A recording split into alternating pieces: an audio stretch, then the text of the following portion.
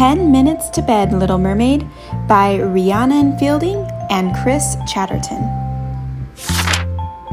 The land of Nod, the floating islands, Enchanted Valley, Gloomy Den, Glitter Bay, Creepy Castle, the Black Mountain, Snowy Village, Boulder Gorge, Rickety Bridge, Giant's Town, the Ancient Forest, Emerald Glen, Outer Space, the Stinky Swamps, and Golden Cove.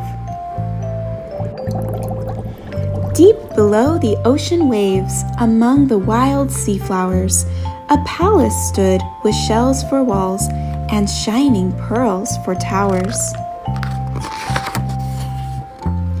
In the kingdom of the mer people, mer children whizzed around.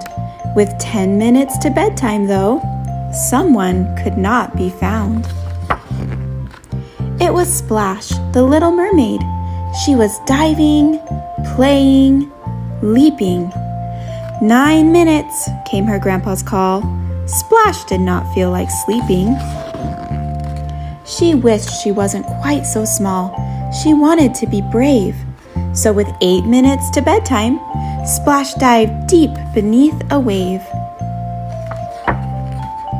The soft and sandy ocean floor was bumping with a beat. 7 minutes, called the crabs as they clacked their claws and feet.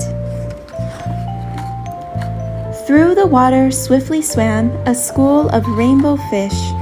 6 minutes to bed, they said as one. Come with us if you wish. As Splash's little tail grew tired, the fish all swam away. 5 minutes, croaked a turtle, as they bobbed around the bay. Suddenly, a shadow slunk across the ocean floor. 4 minutes to bed, and up Splash leapt, not bobbing anymore. And with a plop, Splash landed on a peaceful island beach. 3 minutes, laughed a passing whale.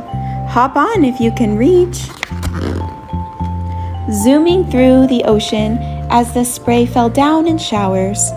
With 2 minutes to bedtime, Splash could see the palace towers. Thank you, said the mermaid, as she kissed her whale friend's head. 1 minute, called her grandpa's voice. Then Splash swam into bed. This daring little mermaid has a secret now to keep. Adventure is all well and good, but mermaids need their sleep.